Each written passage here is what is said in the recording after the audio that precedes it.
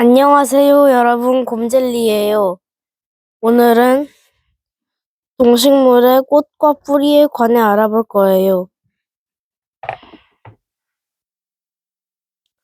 우선 여러분은 식물 하면 뭐가 떠오르시나요? 보통 아름다운 꽃이 핀 작은 풀이라든지 열매가 열린 나무를 생각하실 텐데요. 이처럼 식물의 꽃과 열매는 우리에게 강한 이미지가 심겨져 있습니다. 그런데 열매 없이 꽃만 피는 식물은 어떻게 번식을 하는 걸까요? 우선 그것부터 알아보겠습니다. 일단 예로 들어보겠습니다. 여러분은 가끔 가다 길가에서 노란 꽃이 피어있는 민들레를 본 적이 있으실 겁니다. 가끔 가다 씨가 안에 들어있는데 접혀있는 것도 본 적이 있으실 겁니다. 이렇게 민들레는 낮은 노란 꽃을 피웠다가 밤에는 접기를 반복하며 그 꽃이 점점 씨로 변해갑니다. 물론 이건 수술에 있는 꽃가루가 암술로 수분이 되고 나서 이후의 일이죠. 이렇게 나중에 씨로 변하게 되면 공기가 건조한 날에 민들레는 씨가 있는 부분을 활짝 엽니다. 그래서 동그란 솜털처럼 보이게 되지요. 그래서 바람을 타고 그 씨들은 날아가 번식을 하게 됩니다. 이건 우리도 어릴 때 장난을 많이 해봤을 거예요. 그리고 과일 같은 열매는 더 간단합니다. 우선 과일나무도 꽃을 피웁니다. 가끔 학교나 길가에 보면 벚꽃나무 같은 게 심어져 있는 경우가 꽤 있습니다. 하지만 벚꽃과 비슷하게 생겼지만 복숭아꽃인 경우도 있습니다. 이런 식으로 꽃이 피어 있는데 나비나 벌처럼 곤충을 통해 보통 수분되는 경우가 많습니다. 수분은 암술이 있고 수술이라는 기관이 있는데요. 이건 꽃에 있습니다. 수술엔 꽃가루가 묻어 있는데 이 꽃가루가 암술로 옮겨지게 되면 수분이 된 것입니다. 이렇게 수분이 되고 나서 꽃 같은 곳은 시들어 떨어지고 씨방은 커지고 씨가 있는 부분도 점차 커지게 되면 열매가 됩니다. 우리가 자주 먹는 딸기는 꽃받침이 변한 것입니다. 그리고 겉에 씨처럼 보이는 작은 노란 색깔 점 같은 것이 딸기에 달려 있는데 그건 씨방이고 그 안쪽에 씨가 들어 있습니다.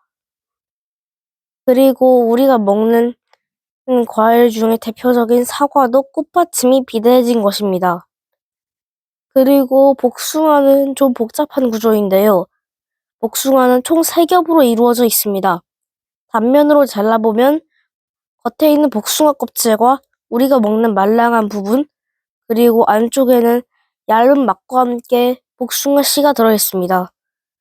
겉부분을 겉 열매 껍질이라 하고 우리가 먹는 과육은 가운데 열매 껍질, 그리고 씨를 덮고 있는 얇은 건 속 열매 껍질이라 합니다.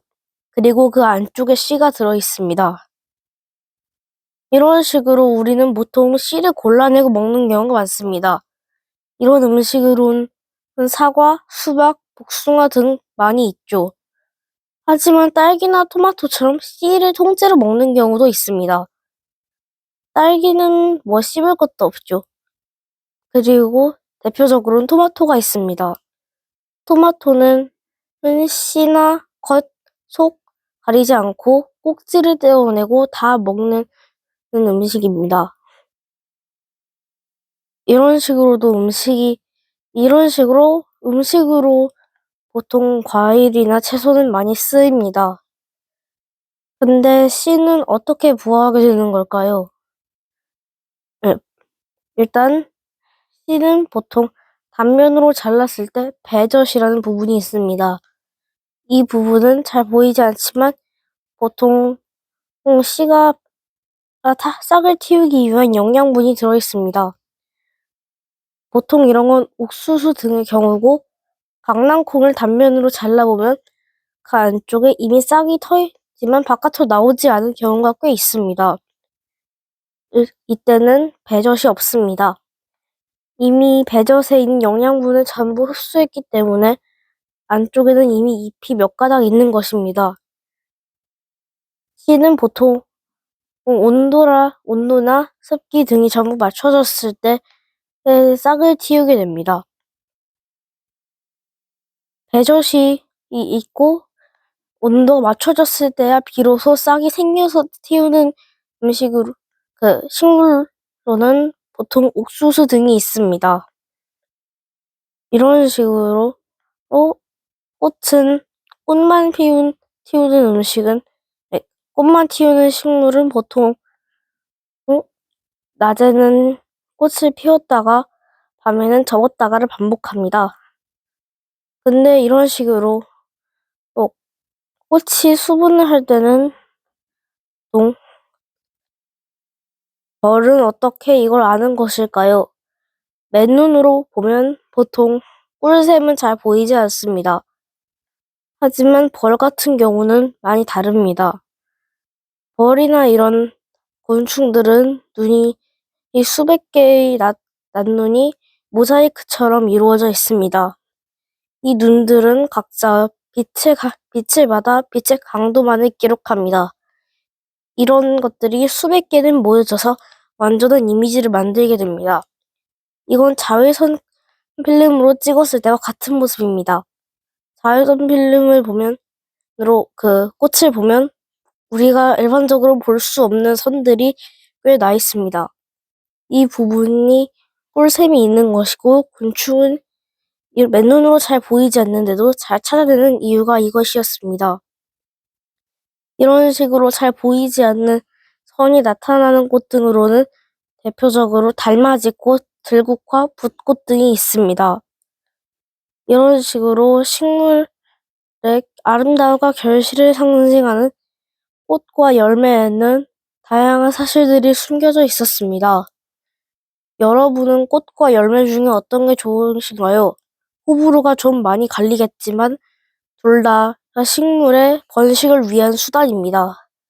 다음번엔 역사로 찾아올게요. 신박한 역사를 기대해주세요.